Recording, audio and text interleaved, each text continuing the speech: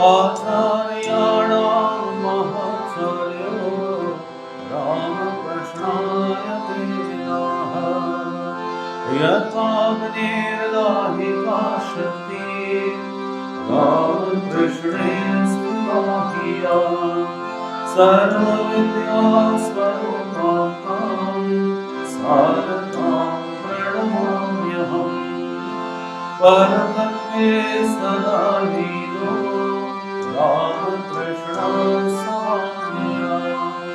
यो धर्मस्थापनरतो वीरेशं नमाम्यहम्। कालिन्दे पुण्यकमले मानवेनात्मनारता ब्रह्मानन्दनमस्तुभ्यं सद्गुरो लोकनायका। योगानन्दप्रेमानन्दश्चामि वैये सपार्षदा रामकृष्ण गतप्राण सर्वान् स्वान् प्रणमाम्यहम्।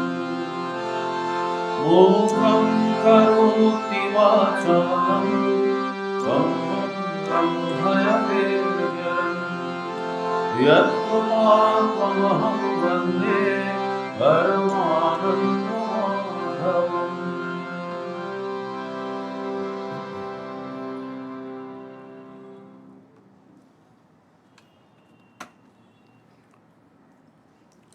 ভগবদ গীতা শ্রী শ্রী ভগবানের মুখ নিঃসৃত বাণীর সংকলন।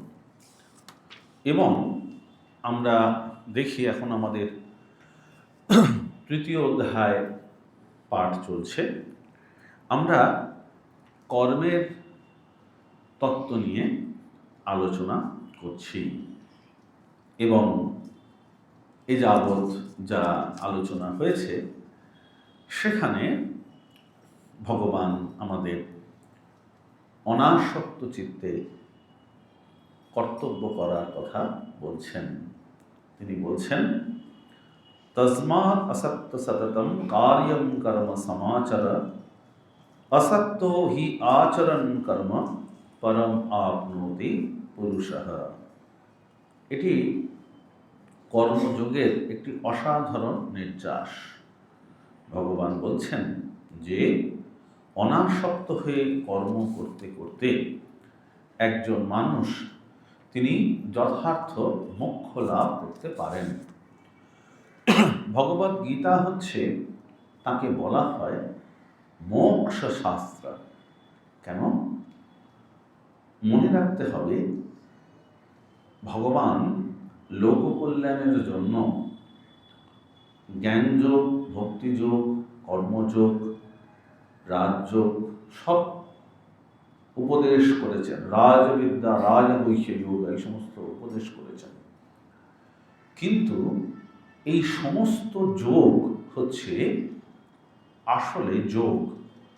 যোগ মানে আত্মার সঙ্গে পরমাত্মার সংযোগ। এবং আত্মার সাথে পরমাত্মার সংযোগ মানে কি? মুক্তি, নির্বাণ, কৈবল্য। যোগ শাস্ত্রে তাকে বলা হয়েছে কৈবল্য বা নির্বাণ বা মুক্তি। এটি হচ্ছে ভগবদ গীতার মূল কথা। শুধু গীতা কেন, প্রস্থানত্রয় তারও নির্যাস। উপনিষদ তো একই কথাই বলছেন, ব্রহ্মসূত্র তাই বলছেন। অর্থাৎ ব্রহ্ম জিজ্ঞাসা এই শুরু হচ্ছে, অর্থাৎ আত্মজিজ্ঞাসা এই দিয়ে আলোচনা শুরু হচ্ছে। তাই ভগবদ গীতা মোক্ষ শাস্ত্র। যে যোগের আলোচনা এখন আমরা করছি, সেই যোগের নানান দিকের কথা বলা হচ্ছে। ডিফারেন্ট প্র্যাকটিসেস অফ কর্মযোগা। কিন্তু একটা বিষয় নিশ্চিত, যে কর্মযোগের উদ্দেশ্য হচ্ছে মোক্ষ বা মুক্তি। ঠিক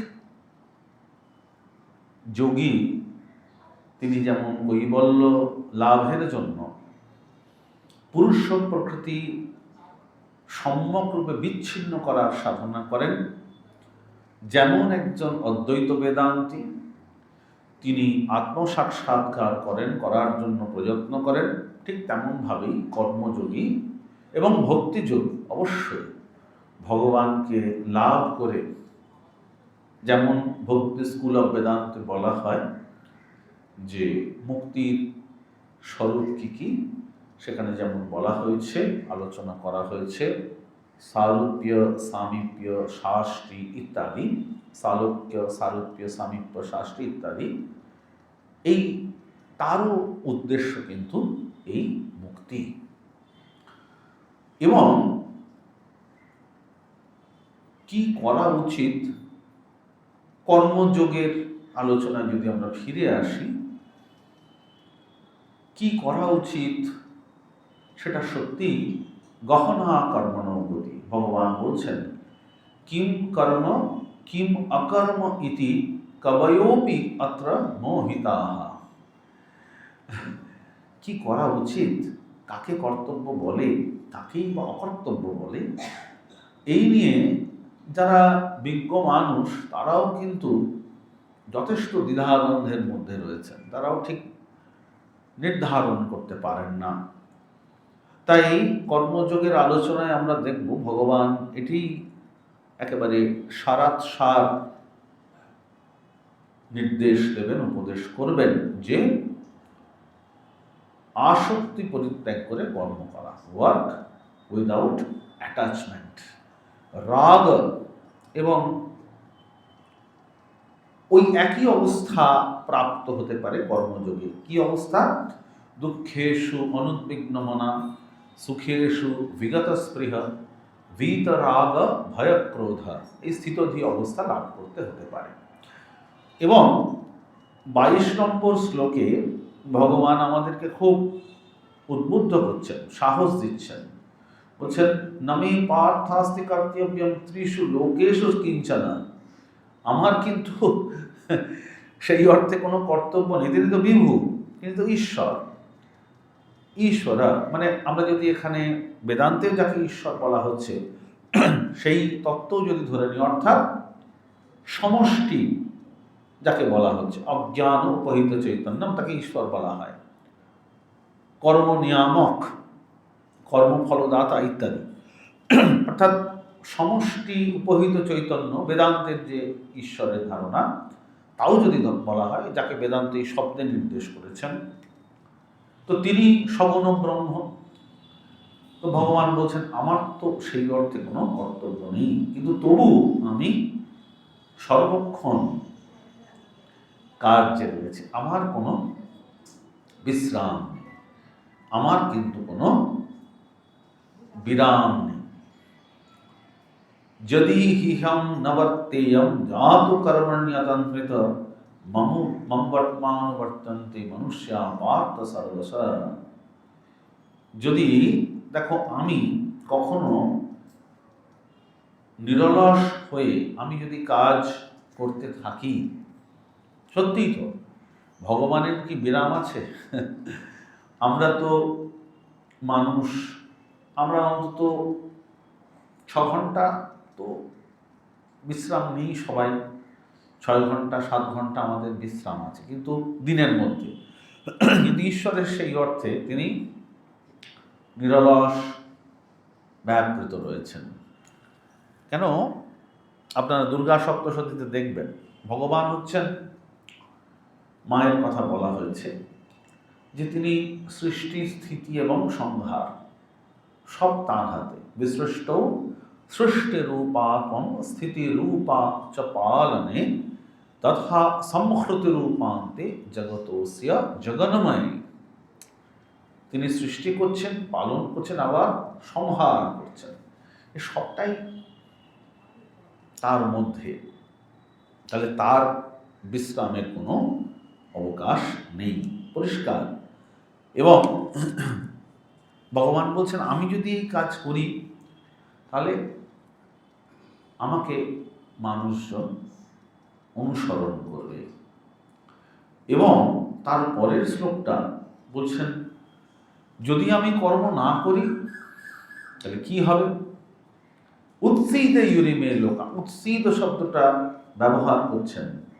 দেখুন, উৎসিত মানে উচ্ছন্নে যাবে।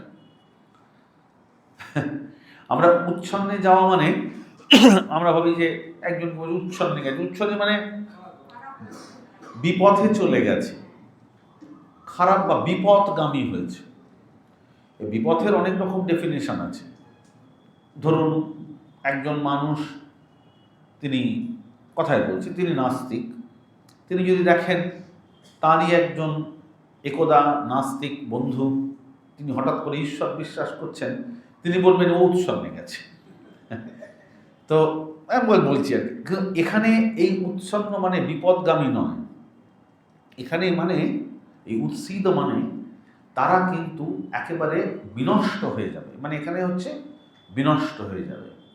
উৎসিদ ইউরিমে লোকা ন কুর্যাম কর্ম চেত অহম শঙ্করস্য চকাত্যাস্যাম উপহন্মামি মা প্রজা।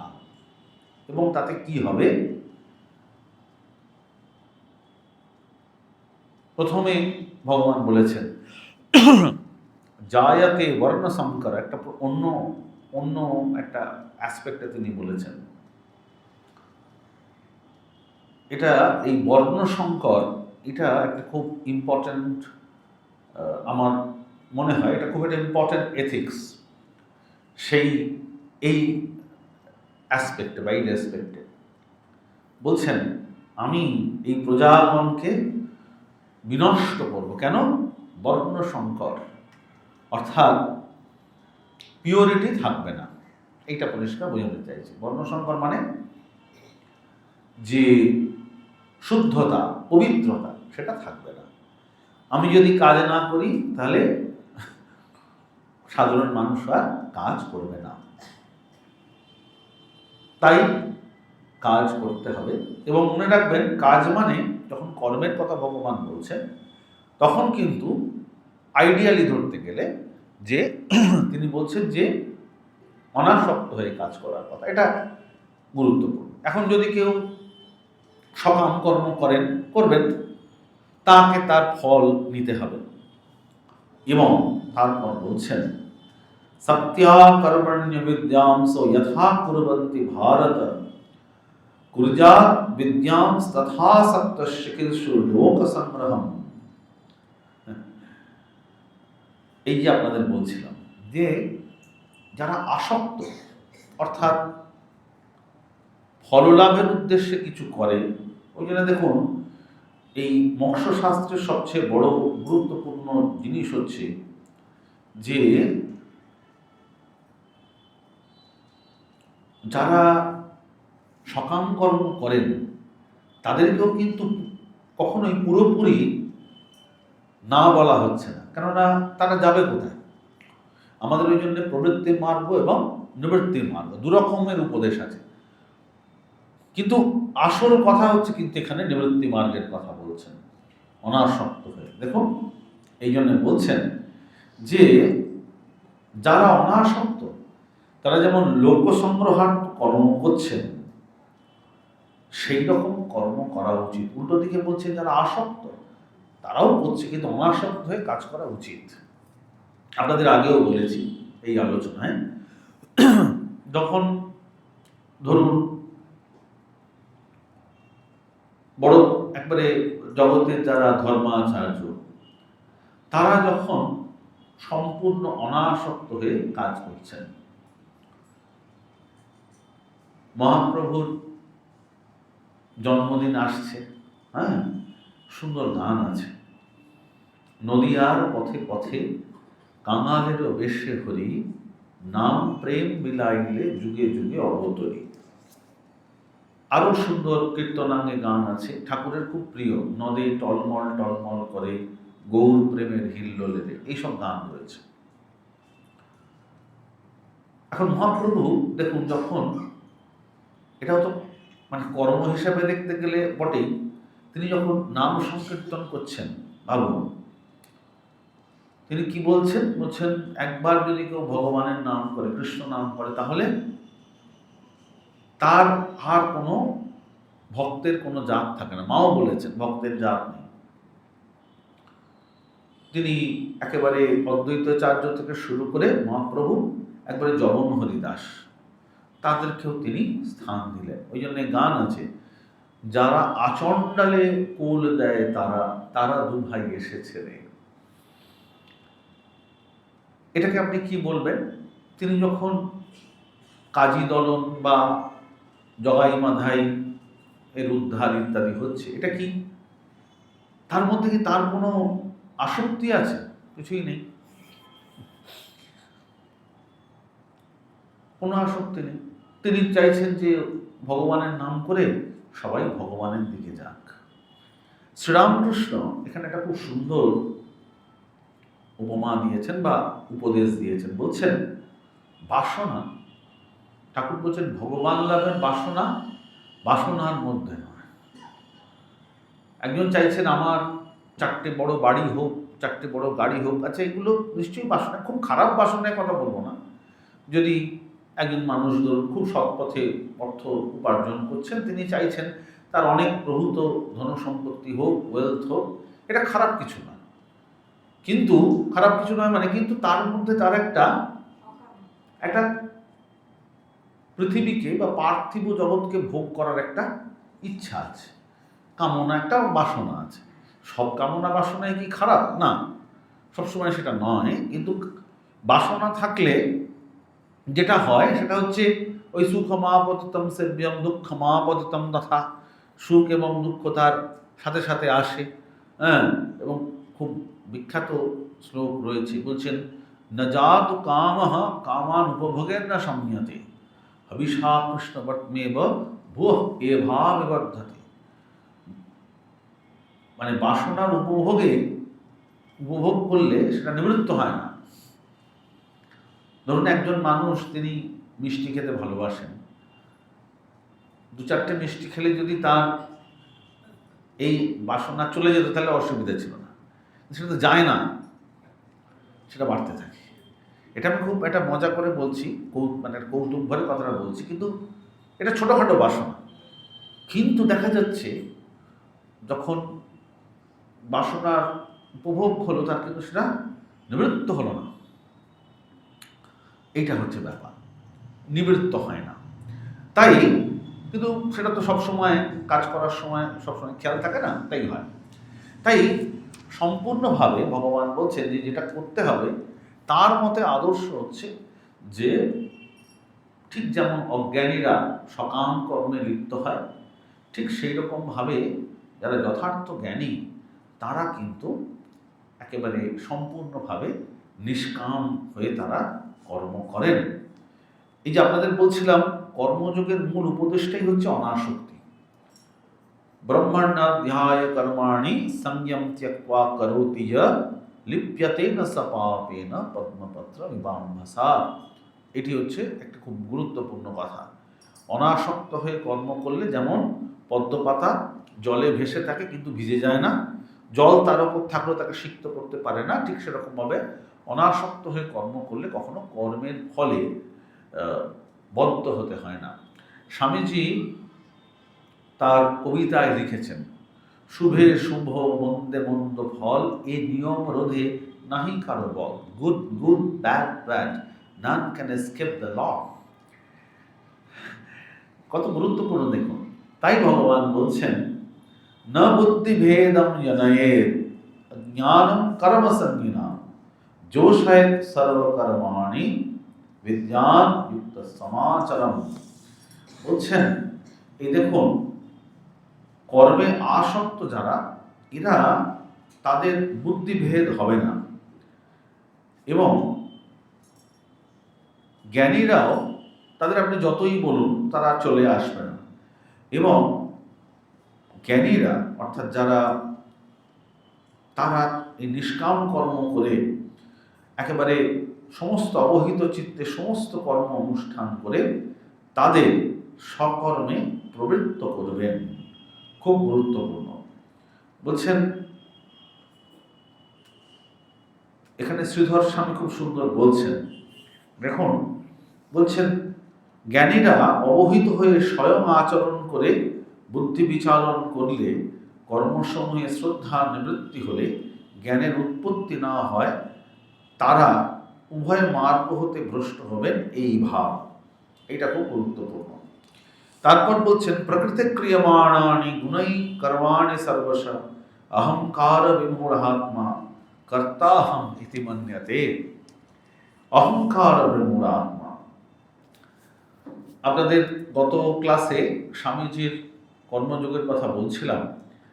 এসেন্স অফ কর্মযোগা বলে যে স্বামীজির একটা আর্টিকেল মানে যা কর্মযোগের শেষে রয়েছে, এটা পড়লে পুরো কর্মযোগের নির্যাসটা পাওয়া যাবে। স্বামীজি এইখানে এই কথাটা খুব গুরুত্বপূর্ণ বলছেন, এই যে প্রকৃতি ক্রিয়মাণানি, কর্মযোগের সঙ্গে স্বামীজির কর্মযোগ পড়লে ধারণাটা খুব পরিষ্কার হবে।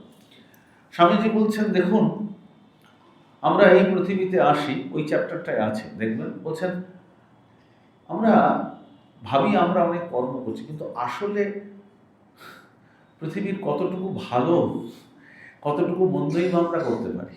খুব ইম্পর্ট্যান্ট একটা কথা। আমরা সারা জীবনে অনেক কর্ম করলেও দেখব total comparing the totality, neither we can do much good or much bad to the world. একজন ভাবলো আমি অনেক লোককে ধ্বংস করবো, হত্যা করলাম, ঠিক আছে, সেটা অনেক লোককে হত্যা করলো, কিন্তু যদি দেখা যায় তার প্রচুর পাপ, প্রচুর অন্যায়। এই যে ভারতবর্ষের ইতিহাসে আমরা দেখছি, এই বারবার বৈদেশিক আক্রমণ হয়েছে। এই যে সোমনাথ মন্দির কতবার বিদেশিরা এসে ভেঙে দিয়েছে। বৈদেশিক আক্রমণে একের পর এক সভ্যতা রক্তে রঞ্জিত হয়েছে, অন্যায় হয়েছে, অবিচার হয়েছে, রক্তপাত হয়েছে। ভেবে দেখুন তো, যদি সত্যি সত্যি পৃথিবীর ইতিহাসে আরো বড় বড় রক্তপাত হয়েছে, কিন্তু যদি সামগ্রিকভাবে দেখা যায়, তাহলে সামগ্রিক যে পৃথিবীর যে মানব জাতির ইতিহাস, তার জায়গায় তাদের এই প্রচেষ্টা খুব বেশি গুরুত্বপূর্ণ নয়।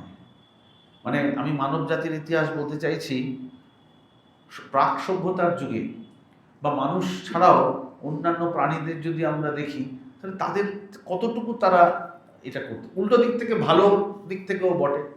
অবতার পুরুষ ছাড়া একেবারে যারা শক্তিমান পুরুষ, তারা ছাড়া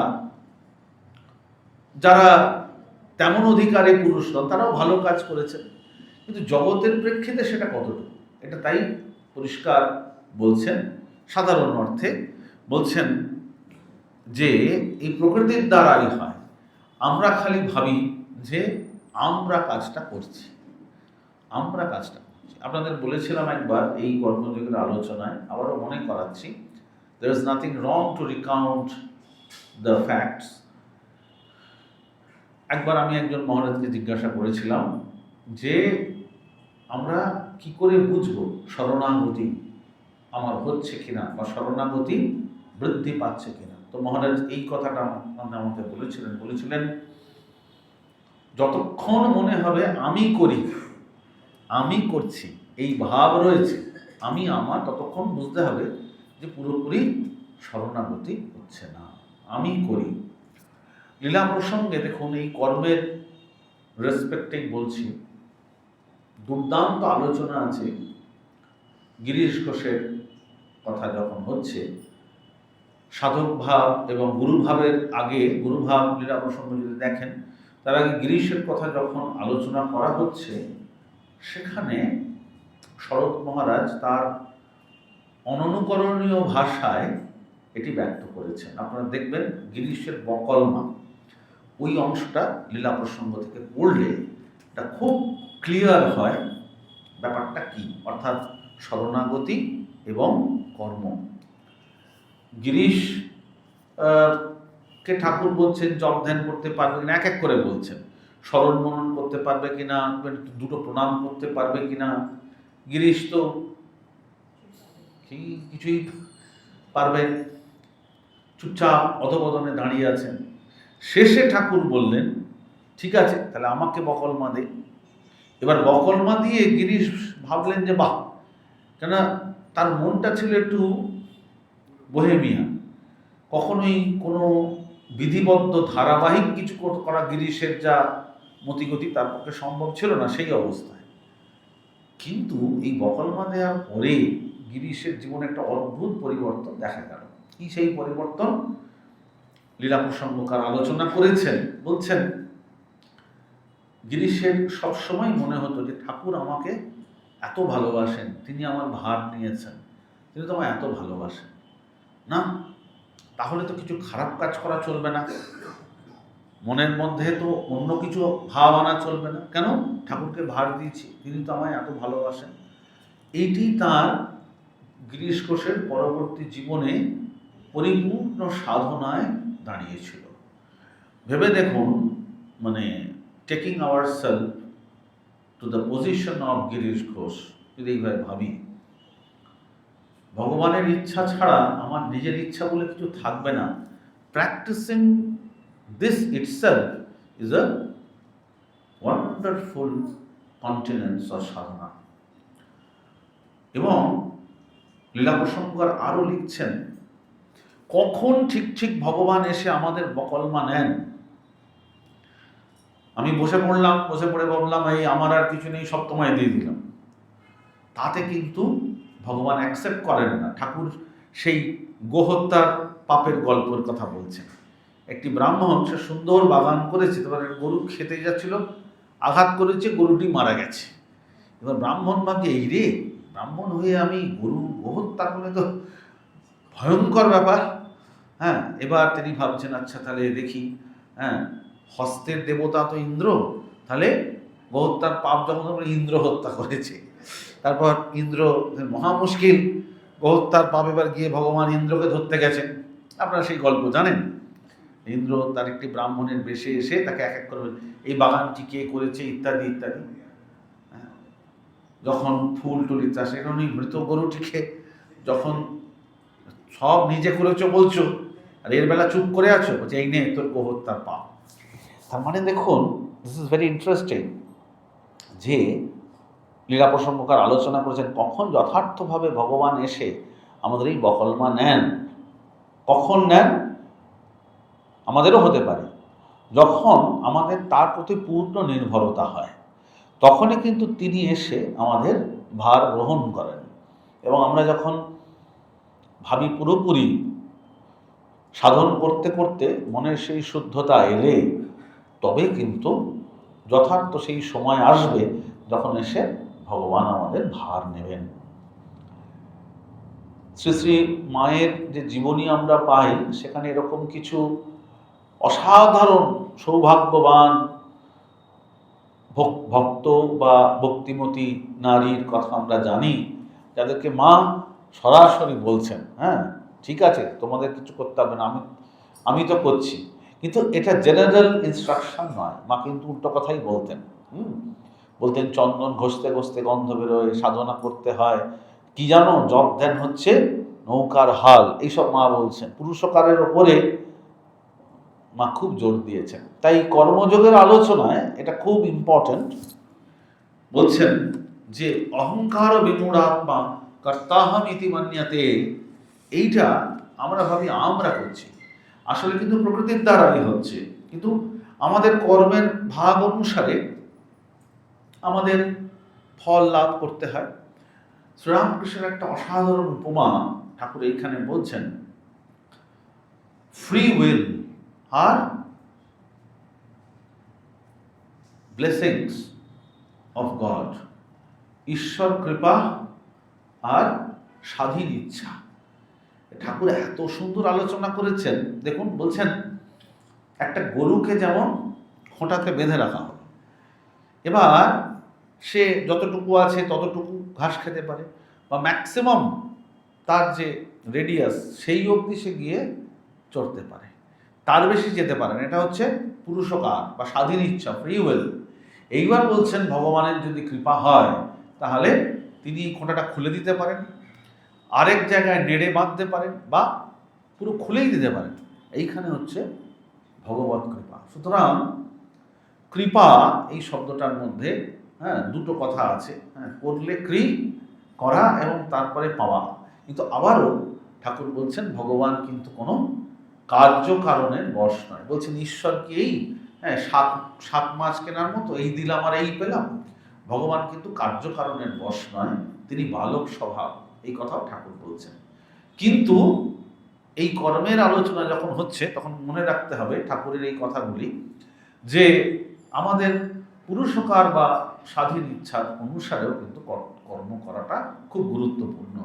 প্রকৃতি ক্রিয়ামান আর তাহলে আমার আর কিছু রইল না, ইটস নট লাইক দ্যাট। আমাদের যেটা কাজ সেটা আমাদের করতে হবে। এবং বলা হয় নাহি সুপ্তস্য সিংহস্য প্রবেশন্তি মুখে মৃগাহ। একটা সিংহ সে শুয়ে আছে, হরিণ এসে তার মুখের মধ্যে ঢুকে যাবে না, it has to get up and hunt the deer, তবেই সে কিন্তু তার খাদ্য সংগ্রহ করতে পারবে। এবং তারপরে শ্লোকে ভগবান বলছেন তত্ত্ববিত্তু মহাবাহ গুণা কর্ম বিভাগয়োঃ গুণা গুণেষু বর্তন্ত ইতি মত্ত্বা ন সজ্জতে। এবং প্রকৃতি গুণসম্মূঢ়াঃ সজ্জন্তে গুণকর্মসু তান কৃৎসবিদো মন্দান কৃৎসবিন্য বিচালয়েৎ। ভগবান বলছেন যে গুণ কর্ম বিভাগে যারা তত্ত্ববিদ তারা গুণগুলি অর্থাৎ ইন্দ্রিয় যেগুলি গুণসমূহে অর্থাৎ বিষয়সমূহে বর্তমান থাকে এই মনে করে তারা কর্তব্যে তারা কিন্তু এই কর্মে আসক্ত হন না। তাই তার মধ্যে তারা জানেন যে কার্য যা আছে আছে, কিন্তু তারা তাতে লিপ্ত হন না। সাধক কবির সুন্দর গান আছে, ঠাকুরও এটা অনেকবার বলেছেন, এই আলোচনায় খুব গুরুত্বপূর্ণ। বলছেন দেখুন, হোয়াট ইজ দ্য অ্যাটিটিউড? বলছেন লোকে বলে করি আমি, তোমার কর্ম তুমি করো মা, লোকে বলে করি আমি, সকলই তোমারই ইচ্ছা। এবং দেখুন এটা হচ্ছে ঠিক ঠিক, পঙ্কে বদ্ধ করো করি পঙ্গুরে লঙ্ঘাও গিরি, কারে দাও মা ব্রহ্মপদ কারে করো অধগামী। এবং তারপরের জায়গাটা, আমি যন্ত্র তুমি যন্ত্রী, আমি ঘর তুমি ঘরণী। এই যে জায়গাটা, দিস ইজ দ্য অ্যাটিটিউড। যেমন বলাও তেমনি বলি মা, যেমন করাও তেমনি করি, এটা খুব গুরুত্বপূর্ণ। এটা অ্যাটিটিউড, যে আমি নির্ভর করে ভগবানের নির্ভর করে আমি কাজ করছি। কিন্তু এইটা ওই জন্য শ্রীরামকৃষ্ণ আমাদের সতর্ক করে দিয়েছেন, বলছেন কলিতে হচ্ছে জ্ঞান মিশ্রা ভক্তি। জ্ঞান অর্থাৎ এই অ্যাটিটিউডটা থাকবে, কিন্তু জ্ঞান মিশ্রা ভক্তি, আমরা কথামৃতের আলোচনায় এটি খুব সুন্দর করে বলা আছে। শেষে ভগবান বলছেন, এরপরেও বলবেন বারবার, ময়ি সর্বাণি কর্মাণি সন্ন্যস্যাত্মাত্ম চেতনা নিরাশির মম ভূত্বা যুদ্ধস্ব বিগতজ্বর। আমাকে সমস্ত কর্ম সমর্পণ করে অধ্যাত্ম চিত্ত দিয়ে নিষ্কাম নির্মম শোকশূন্য হয়ে তস্মাদ উত্তিষ্ঠ কৌন্তেয়, শেষ পর্যন্ত সেই যুদ্ধায় কৃত নিশ্চয়া।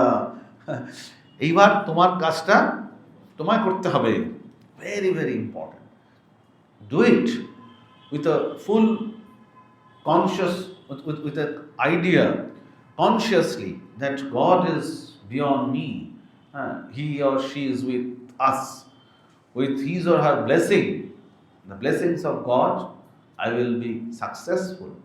এইটাই খুব গুরুত্বপূর্ণ। ভগবানের কৃপায় আমি নিশ্চয়ই জয়যুক্ত হব। এবং ওই যে যতটুকু হলো ঠিক আছে, এরকম ব্যক্তিগত কথা বলছি ভাববেন না।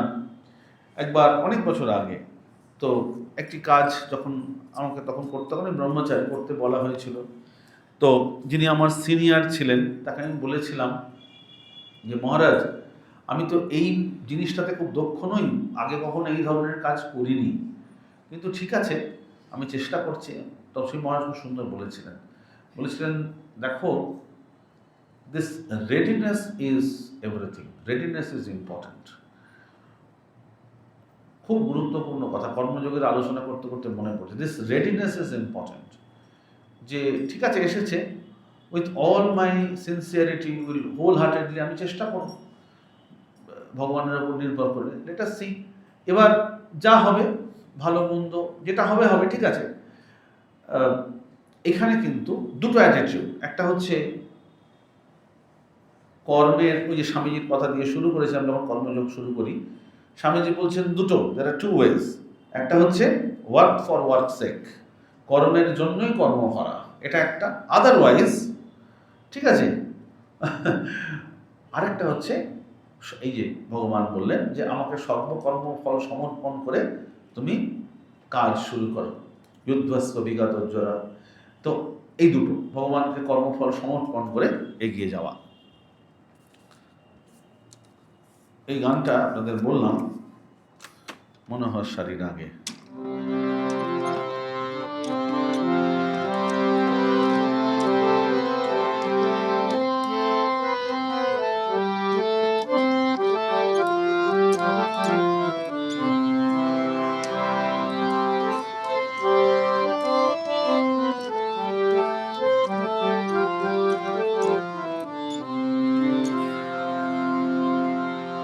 সকলে তোমারে ইচ্ছা, ইচ্ছাময় তারা তুমি, তোমার কর্ম তুমি করো, তোমার কর্ম তুমি করো, লোকে বলে করি আমি। সকলে তোমার ইচ্ছা, ইচ্ছাময় তারা তুমি, তোমার কর্ম তুমি করো, লোকে বলে করি আমি। সকলে তোমার ইচ্ছা, পঙ্কের করি পঙ্কুরে লঙ্ঘগিরি, পঙ্কের করি পঙ্কুরে লঙ্ঘগিরি, কারে রাম ব্রহ্মপদ, কারে গদ, কারে রাম ব্রহ্মপদ, কারে গদ। সকলে তোমার ইচ্ছা, ইচ্ছা হয়ে তারা তুমি, তোমার কর্ম তুমি করো, লোকে বলে করি আমি। সকলে আমি যন্ত্র তুমি যন্ত্রী, আমি ঘর তুমি ঘরণী, আমি যন্ত্র তুমি যন্ত্রী, আমি ঘর তুমি ঘরণী, আমি রথ তুমি রথী, যেমন চালাম তেমনি চলি, আমি রথ তুমি রথী, যেমন চালাম তেমনি চলি। সকলে তোমার ইচ্ছা, ইচ্ছা হয়ে তারা তুমি, তোমার কর্ম তুমি করো, লোকে বলে করি আমি। তোমার ইচ্ছা, সকলে তোমার ইচ্ছা, সকলে তোমার ইচ্ছা।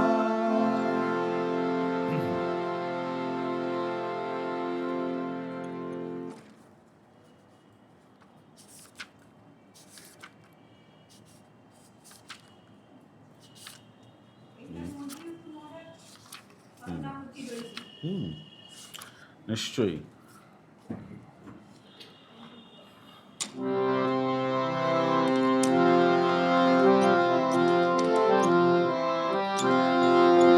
রাম কৃষ্ণ শরণম, রাম কৃষ্ণ শরণম, রাম কৃষ্ণ শরণম, শরণে জয় জয় রাম কৃষ্ণ শরণম, রাম কৃষ্ণ শরণম, রাম কৃষ্ণ শরণম, শরণে প্রভু तुम्हारी केवलम, तुम्हारी केवलम, तुम्हारी केवलम शरणे, प्रभु तुम्हारी केवलम,